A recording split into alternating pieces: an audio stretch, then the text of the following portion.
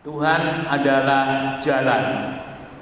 Kita baca dalam Yohanes 14 ayat yang ke-6, kata Yesus kepadanya, "Akulah jalan dan kebenaran dan hidup. Tidak ada seorang pun yang datang kepada Bapa kalau tidak melalui aku." Bapak, Ibu, Saudara yang dikasihi oleh Tuhan, dalam setiap kehidupan kita sehari-hari, yang namanya manusia itu tidak pernah luput, tidak pernah lepas daripada yang namanya masalah atau persoalan. Apakah itu masalah kesehatan, apakah itu masalah rumah tangga, apakah itu masalah pekerjaan, setiap hari selalu ada, ya. Dan masalah dan persoalan yang ada itu kita selalu menginginkan ada jalan keluar, ada solusi. Karena kalau masalah persoalan itu tidak ada jalan keluarnya, tidak ada solusi, itu akan membuat rasanya di hati itu ada yang ganjel, ya. Ada sesuatu yang tidak enak, ada sesuatu yang membuat kita tidak bisa bebas oleh karena masalah dan persoalan itu. Nah, satu hal yang menarik yang ditunjukkan oleh firman Tuhan dari apa yang sudah kita baca dalam Yohanes 14 ayat yang ke-6, kata Yesus kepadanya, "Akulah jalan."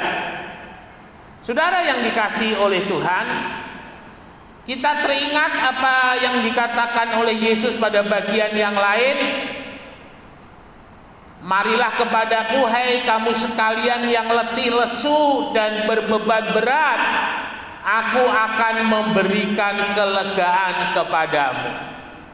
Ini sebuah ungkapan, sebuah pernyataan yang ada dasarnya, ya. Kita ingat di dalam Filipi pasal yang kedua, di sana dituliskan bahwa segala kuasa itu sudah diserahkan oleh Allah kepada segala kekuasaan, di atas kekuasaan itu sudah diserahkan kepada Yesus. Artinya tidak ada kuasa lain yang melebihi kuasanya Yesus. Jadi kalau ada kuasa lain yang membuat pintu-pintu itu tertutup di dalam kehidupan kita, karena Yesus mempunyai kuasa yang lebih besar dari kuasa kekuasaan yang lain, maka artinya Yesus adalah sebagai jalan keluar, Yesus adalah sebagai solusi untuk membuka setiap masalah dan persoalan yang terjadi dalam hidup ini. Saudara sekalian yang dikasihi oleh Tuhan, sejenak kita mau menengok ke belakang ketika bangsa Israel keluar dari Mesir. Kita lihat bahwa Tuhan menuntun bangsa Israel itu melalui tiang awan dan tiang api. Ternyata tiang awan dan tiang api itu bukan solusi bangsa Israel tidak menghadapi masalah. Tiang awan dan tiang api bukan solusi bangsa Israel tidak menghadapi persoalan. Bangsa Israel tetap menghadapi masalah, tetap menghadapi persoalan, tetapi dengan adanya tiang awan dan tiang api sebagai bukti penyertaan Tuhan, maka masalah dan persoalan itu selalu ada jalan keluarnya. Nah, ini yang harus kita sadari bersama-sama di dalam kehidupan kita sebagai orang yang percaya kepada Tuhan, ya. Karena kita ingat ketika manusia itu jatuh di dalam dosa, maka itu ada jurang, ada pemisah antara manusia dengan Allah. Sehingga dalam Yesaya 59 1 dan 2, tangan Tuhan tidak kurang panjang untuk menolong, telinga Tuhan tidak kurang tajam untuk mendengar, tetapi yang membuat tangan Tuhan tidak menolong dalam hidup kita, telinga Tuhan tidak mendengar setiap doa permohonan kita, dikatakan di sana adalah segala dosa-dosa kita.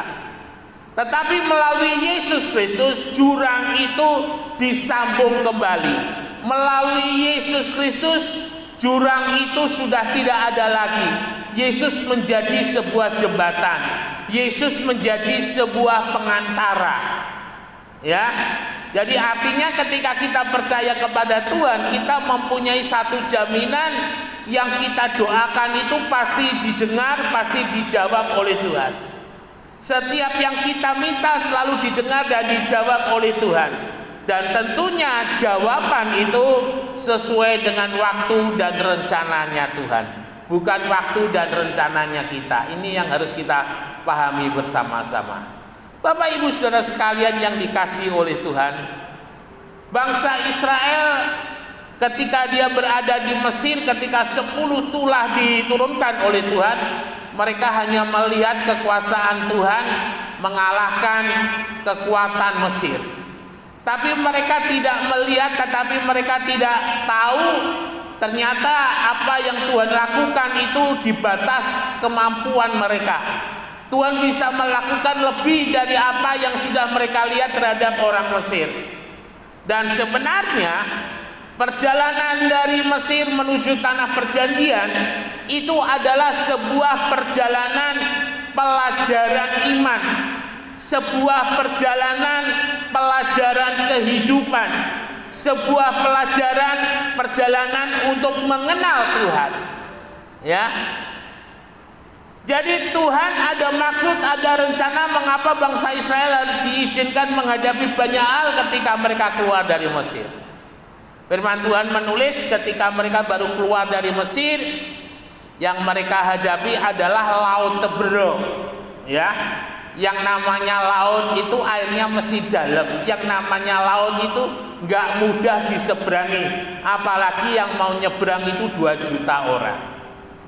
Saudara yang dikasihi oleh Tuhan Yesus Kristus, ketika bangsa Israel menghadapi Laut Teberau, otomatis mereka berhenti, tidak berjalan.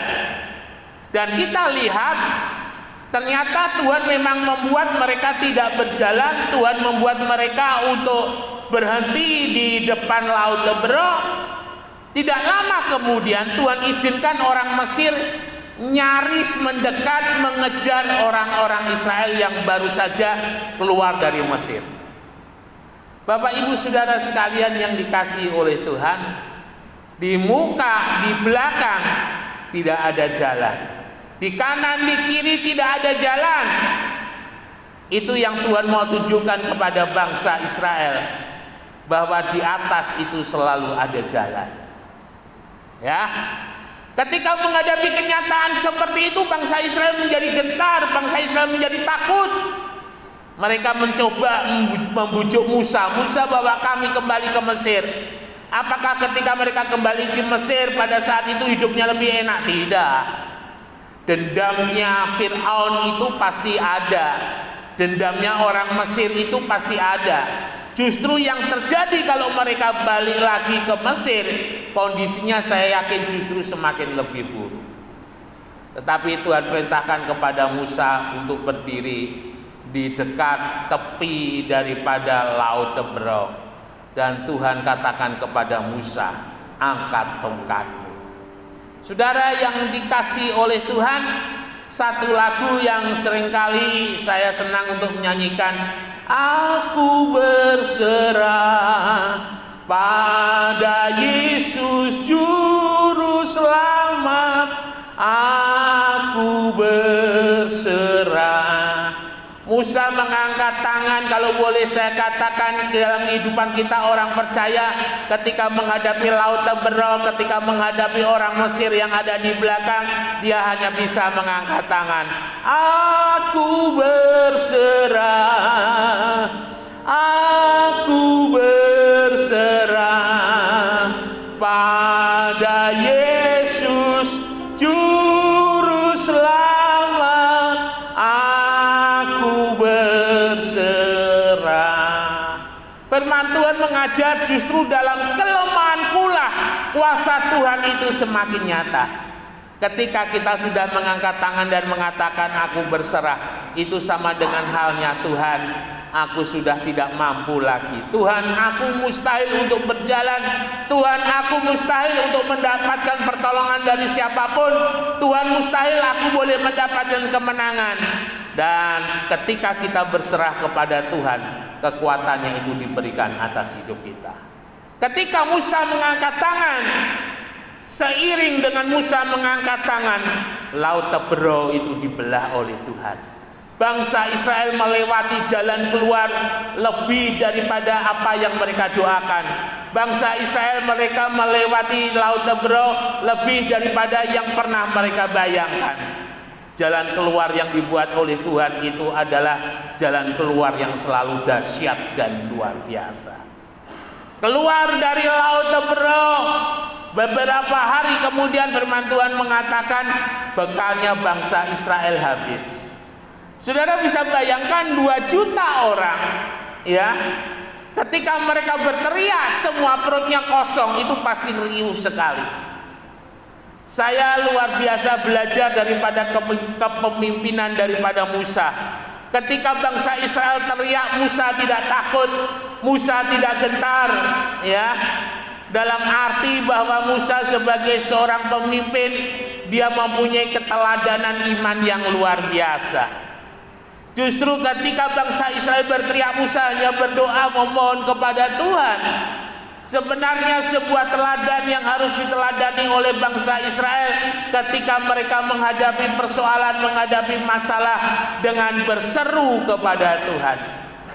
Kadang orang hanya melihat bagaimana di dalam kehidupan seseorang itu bisa berhasil, dalam kehidupan seseorang itu bisa dipulihkan, tapi mereka tidak mau melihat bagaimana proses untuk mereka boleh memiliki iman yang aku berserah, memiliki kepercayaan yang aku berserah ketika menghadapi masalah dan persoalan. Hidup kita sebagai orang percaya hidup bukan karena melihat, tetapi hidup oleh karena iman. Dan iman, Ibrani 11:1 ayat yang pertama itu adalah bukti daripada segala sesuatu yang kita harapkan, segala sesuatu yang belum terjadi tapi kita yakin sudah menerimanya.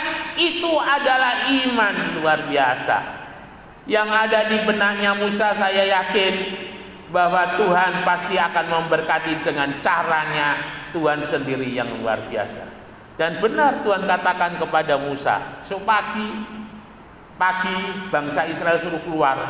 Mereka pungut itu butiran-butiran putih, ya, dan itu akan menjadi makanan mereka.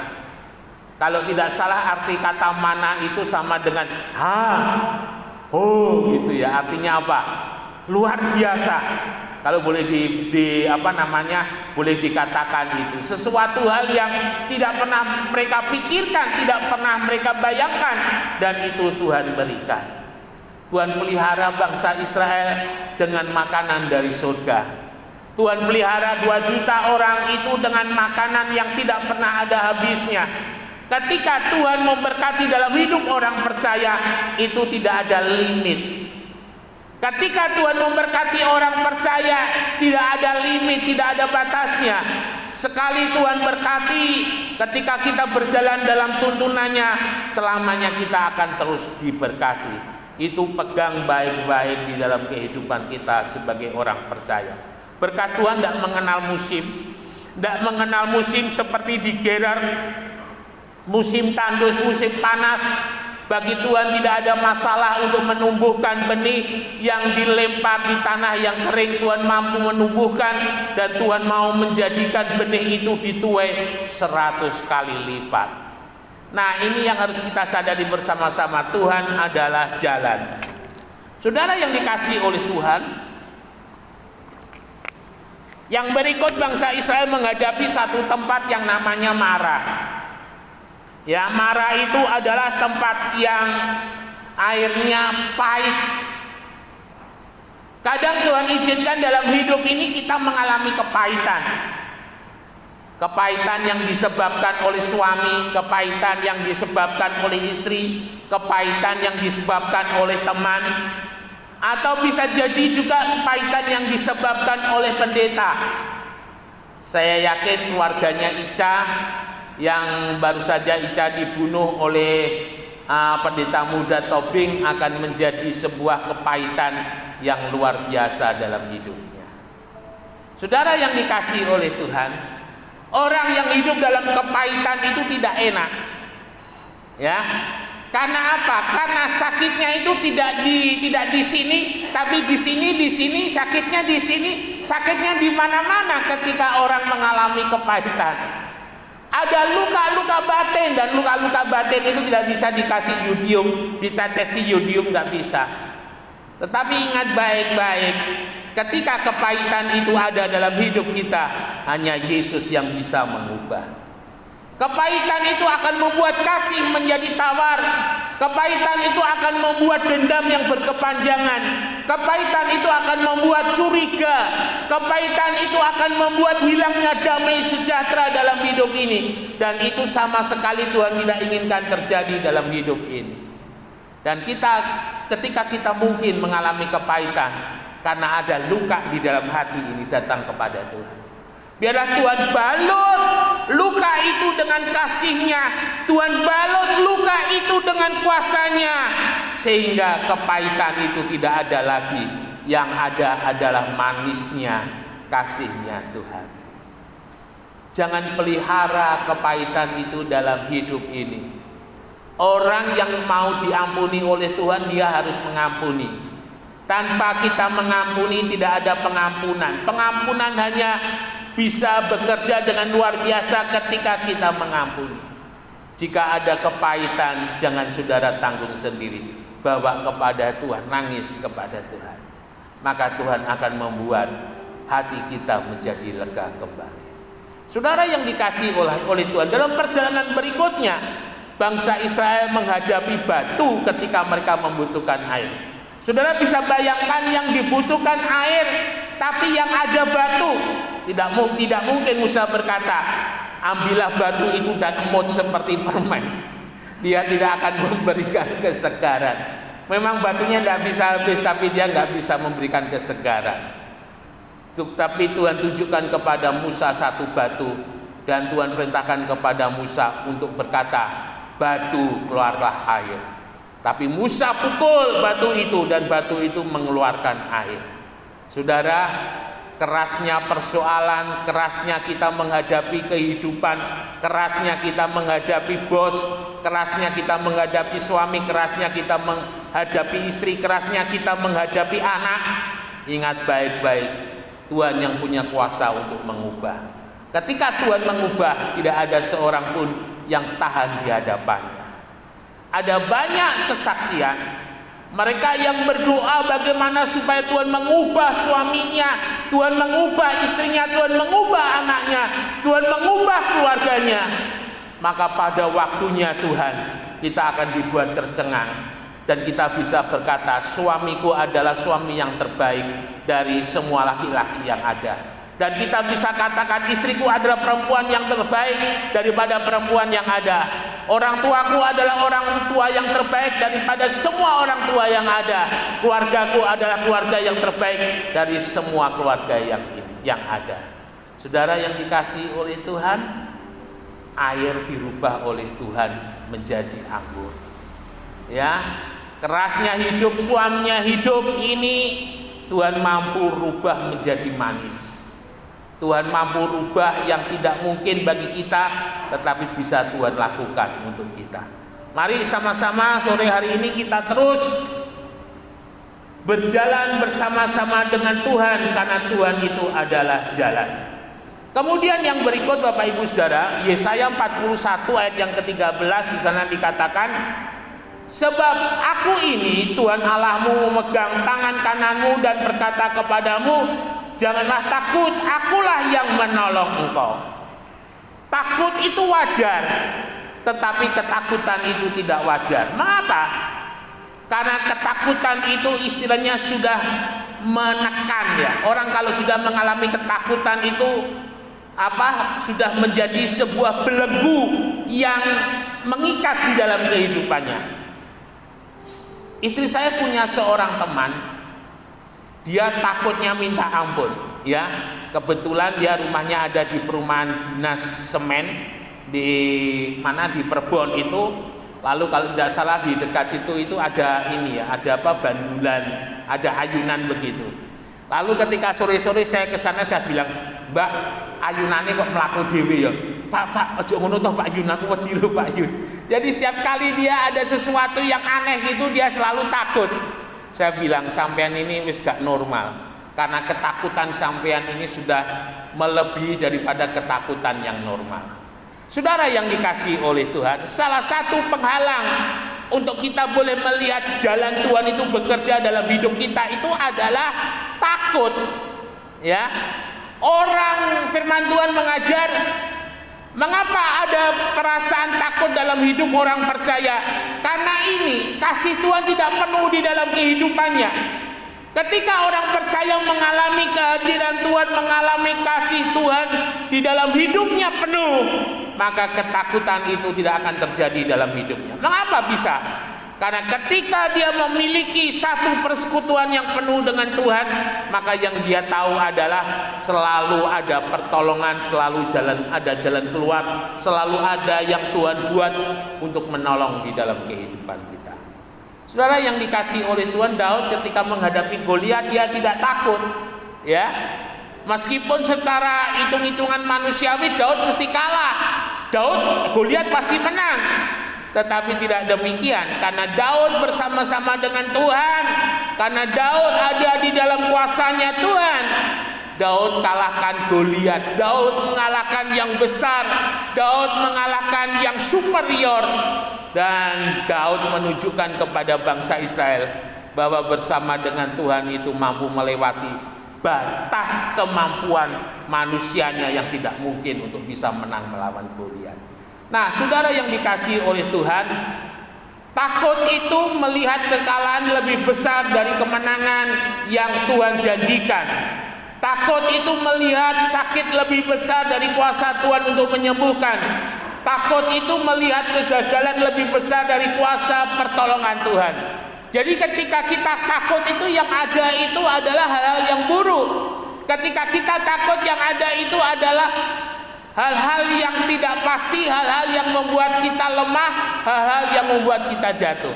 Dan orang yang takut cenderung dia tidak berani berbuat apa-apa. Orang yang takut cenderung dia tidak berani dan tidak bisa mengalami terobosan-terobosan kuasanya Tuhan bekerja dalam hidup ini. Sore hari ini Tuhan adalah jalan menjadi pegangan dalam hidup kita. Saudara tidak sendiri. Immanuel, Allah yang beserta dengan kita. Saudara tidak sendiri. Tiang awan, tiang api menyertai bangsa Israel. Dalam hidup kita sekarang ini ada Immanuel, ada Roh Kudus yang menyertai dalam hidup kita.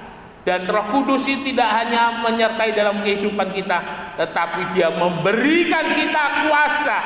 Kamu akan menerima kuasa kalau Roh Kudus turun ke atasmu, dan kamu akan menjadi saksiku. Bapak, Ibu, Saudara dan saya adalah orang-orang hebat. Bapak, Ibu, Saudara dan saya adalah orang-orang yang luar biasa, orang-orang yang punya kemenangan, orang-orang yang punya kuasa. Tapi seringkali kita mengalami ketakutan. Saya jatuh sudah terlalu dalam, Om. Saya gagal sudah terlalu sangat, Om. Tidak mungkin bangkit. Itu saudara. Tetapi bagi Tuhan tidak ada yang mustahil. Tuhan mampu membangkitkan kita. Tuhan mampu menolong kita. Tuhan mampu mengangkat kita. Ketika Yesus membangkitkan seorang yang lumpuh puluhan tahun di tepi kolam Bethesda, Yesus berkata, "Bangkitlah, angkatlah tilammu dan berjalanlah." Saudara yang dikasihi oleh Tuhan, mengapa Tuhan harus menyuruh laki-laki ini bangkit lalu kemudian menggulung tikarnya dan berjalan? Karena selama Yesus mengatakan Yesus mampu menyembuhkan, mampu menolong, tapi kalau laki-laki ini yang ada di tepi kolam Bethesda ini dia tidak mau berdiri dan tidak mau berjalan, kuasa itu tidak akan ada apa-apanya. Mari kita mau rubah mindset kita. Apapun yang kita kerjakan hari ini kita percaya Tuhan memberkati. Apapun yang kita lakukan hari ini Tuhan menyertai. Apapun yang hari ini kita hadapi Tuhan pasti tolong. Apapun yang saat ini menjadi peperangan kita, kemenangan pasti Tuhan beri. Apapun yang hari ini sedang kita perjuangkan untuk masa depan kita, kita pasti meraih masa depan yang gemilang karena kita bersama-sama dengan Tuhan. Beri kemuliaan bagi nama Tuhan. Jangan mundur, jangan takut, jangan patah semangat. Ada Tuhan yang bersama dengan kita.